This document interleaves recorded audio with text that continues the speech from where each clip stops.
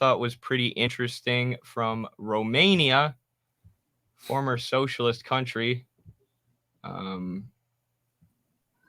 home of one of the greatest communists of our time, Andrew and Tristan Tate. Yes. Comrade Andrew. So recently, the Romanian Supreme Court and Romania, it was part of the one of the Soviet countries.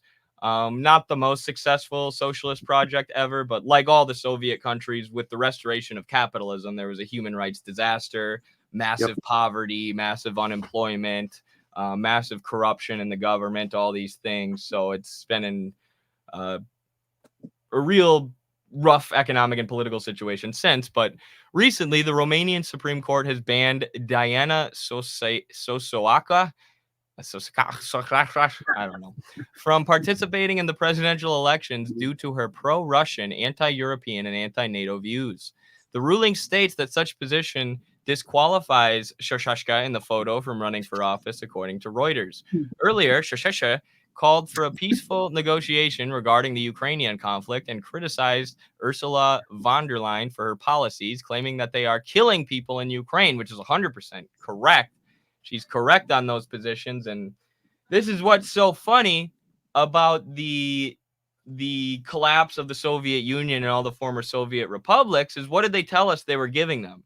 Democracy, freedom of choice, no more totalitarianism. You're going to be able to pick your leaders.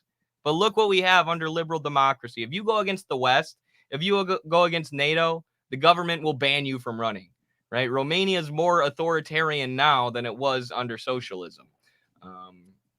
So, yeah, that's the first thing that pops to mind when I saw that story.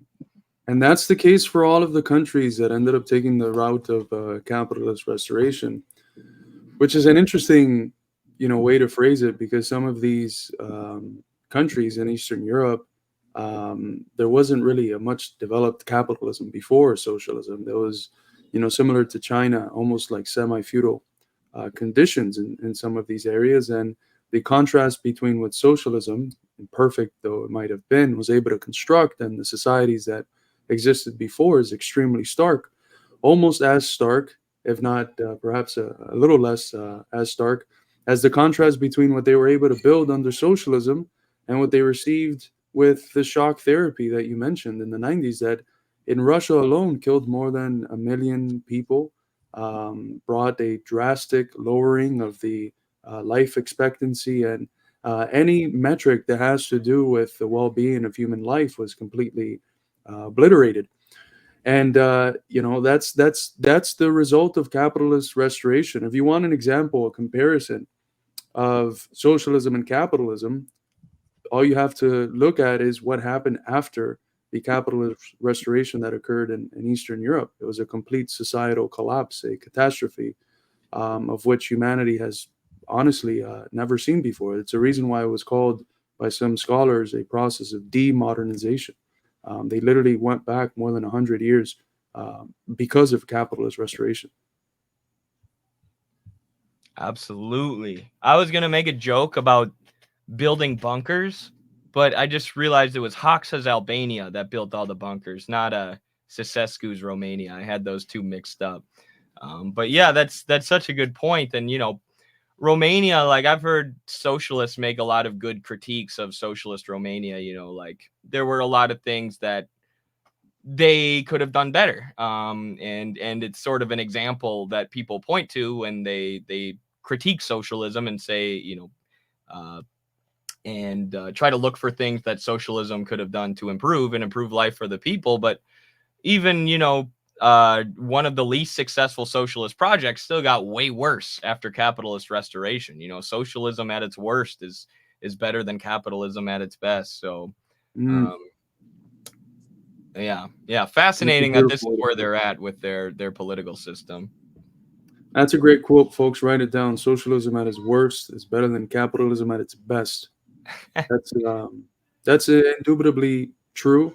And what do these countries promise? They're promised the formalism of bourgeois democracy, which is democratic only in terms of formalism and even shallow with regards to those standards. And looky here, someone argues that they don't want their country's resources being spent on a proxy war that their country has absolutely nothing to do with, and they're banned from even running for the spot of the president. So that's the liberal democracy that was brought after the fall of communism. It's completely absurd. There's nothing liberal nor democratic about it.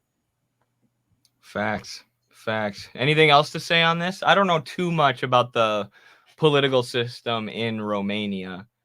But it's interesting that East European countries are now being heavily pressured to align with Ukraine. Yeah. That's about as much as I know. It's a tax haven of sort. That's why the Tate brothers and other very wealthy individuals go there, um, which is an interesting phenomenon in modern day imperialism. The last time we spoke on air, you and I with Haas, I think we were watching the presidential debate, and one of the things that he brought up, and I think it's fascinating. I haven't had a chance to look to see if there's any scholarship on the area, but the sort of underground and sort of behind the scenes functions that are essential to keeping up modern super imperialism or neo imperialism, whatever you want to call it. And places like Romania, Switzerland, Cayman Islands, etc., are essential components of this system. And the realm of illegality shows itself as a hidden but nonetheless necessary component of the regular legal functions of the capitalist form of life.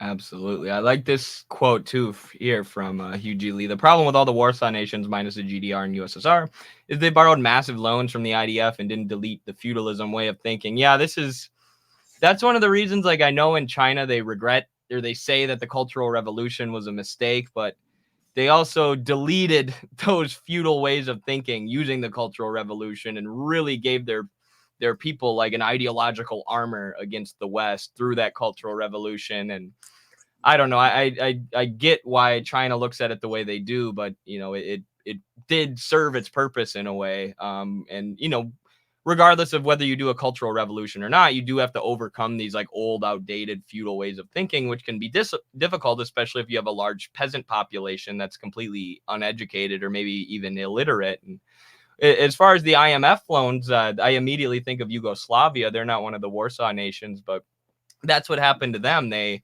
I can't remember if it was under Tito or after, but they were basically forced to take these loans with the IMF. And over time, the IMF was able to jack up the interest rates, trap them in debt, and then impose austerity that helped dismantle the socialist project and make it less popular with people. And of course, they were able to turn people against each other in Yugoslavia and turn it into this giant ethnic war.